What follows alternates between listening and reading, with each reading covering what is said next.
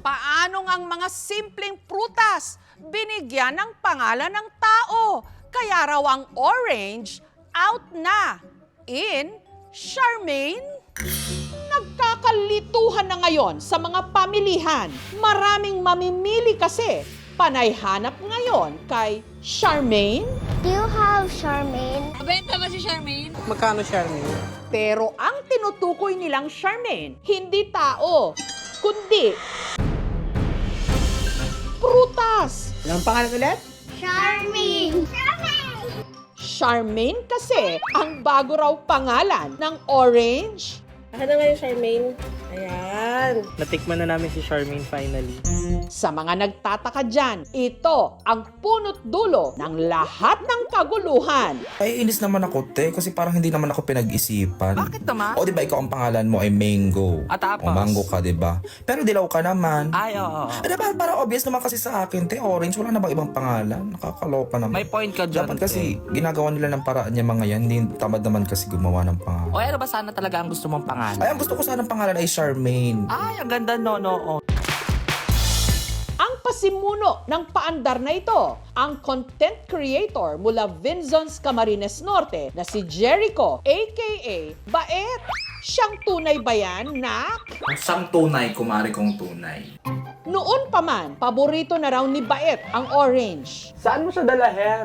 Pag ako'y nagkakasakit at napupunta ako sa ospital, yan ang pinakaunang binibigay na prutas sa akin ng magulang ko. Hanggang nagkaroon daw siya ng juicy idea. Bakit nga naman orange ang pangalan ng orange? Eh kulay orange na nga siya. Kung magkakaroon siya ng pangalan, ano ang maganda? Tapos naisip ko na yung Charmaine. Agad niya itong ginawa ng skit and a meme is born. O ano ba sana talaga ang gusto mong pangalan? Ay, ang gusto ko sana ng pangalan ay Charmaine. Pero teka, bakit naman Charmaine ang napagdiskitahan mong pangalan, Baet? Nagagandahan talaga ako dun sa pangalan. Kasi parang feel ko pag sinabi mong Charmaine, nagahalong tamis at asim. Pero yung asim niya is parang nakakakilig sa mga tao. O di ba ang kulay ko yung orange? At ang hindi raw inasahan ni Baet, si Charmaine, papatok ng bonggang-bongga. So, rehistrado ka na. Nabago na yung pangalan niya. Charmaine. Nandito na si Charmaine sa Canada and marami siyang version. What do you call this here in Lao? Magiyang But in Philippines? may keychain at sarili na ring animation. Gusto ko sana ng pangalan ay Charmaine. Ay, ang ganda no. Sayang. Ayawan ko ba dyan? Grabe, as in, na culture shock ako. Di ko alam na ganito pala yung pakiramdam nung para akong artista. Nakakatuwa naman kasi nakikita mo yung support talaga ng pamilya mo. Pero sana iperahin na lang. Dinagali ako sa PSA. Ay, pumila ka doon. Kaya tinuloy-tuloy na niya ang kwento ni Charmaine. Naryang pinanotaryo na nito ang kanyang bagong pangalan. Ipanotaryo natin yan. Sana naman ay baguhin, no? Oo, Charmaine. Nagsanga-sanga na rin ang Charmaine Multiverse. Nagkaroon ng iba pang characters. Ang langaw na ito, halimbawa, gusto na rin daw niyang palitan ang kanyang pangalan. Di ba lang ang pangalan mo, Mare? Palayaw ko lang yun. Ano ka ba naman? Ang totoo kong pangalan ay Fly. Ay, oo Di ba nga. napaka-obvious? May pakpak naman talaga ako. Ang gusto ko sana talagang pangalan ay Vanessa. Ay, bet ko yan.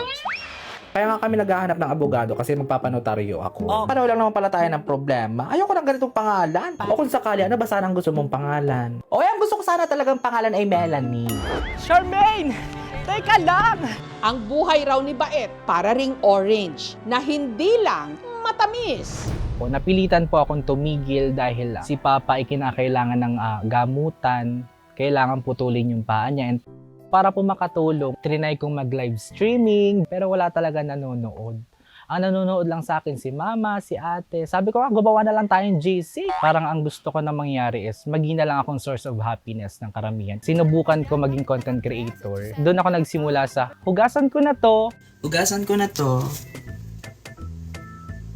Ay, wag mo nang hugasan yan. Kami na niya. Sige po. At nagulat ako, nagkaroon ako ng viral video. Hanggang sa nakilala naman ako sa, hello, si Taylor Swift to, naki-online lang. Be, si Taylor Swift to be, oo, naki-online lang sa friend ko. Salamat kay Charmaine. Gumulong ang mga oportunidad May mga pumapasok naman na po ng mga brands. Nakabili na po ako ng motor. Next na po niyan, bahay naman. Pero kung pwede naman ipa-advance ko na ngayon, send mo na lang sa akin. Ang pangalan ng prutas na orange ay, oo, nauna siya roon kesa sa kulay na orange. So, galing daw siya sa word na naranga from a Sanskrit word na nag-i-indicate ng orange tree. Actually, napunta sa Europe na eventually na-translate as orange. Sa pagsikat ni Charmaine, hindi lang si Baet ang winner. Pati na syempre ang mga nagtitinda ng mga Charmaine oranges. Gaya ni Adelaida na may pwesto sa bagsakan ng prutas dito sa Quezon City. Dahil po sa trend na orange na tinawag na Charmaine, lalo pong gumanda po ang pagbebenta namin ngayon ng orange. Dumoble. Tuwing alas 5 ng hapon, ibinabagsak sa kanyang pwesto ang mga in-order niyang oranges na galing pa raw abroad. Yung pong bigat, yung po ang juicy. Pag po hindi po siya mabigat, dry po siya. Wala raw lugi sa negosyong ito. Ang orange daw kasi mabenta kahit pa hindi peak season o napapanahon. Marami po kasi siyang ginagamitan yung orange. Like po sa mga juicer, kaya po hindi po pwede talagang mawalan po ng orange.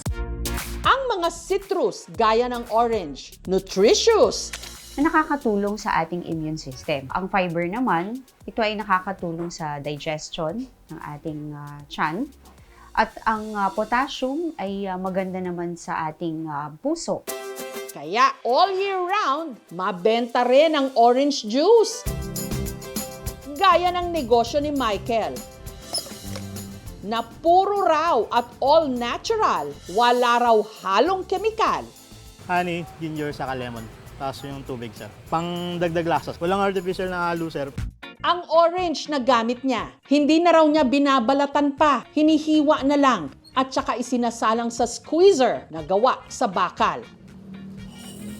Style namin, kada piga, yung balat, iniipon lang namin, sir, hanggang maging bundok. Parang visible, sir, tignan kasi mamanga, ang daming balat eh. Kaya ang kanyang pwesto, nangangamoy orange zest.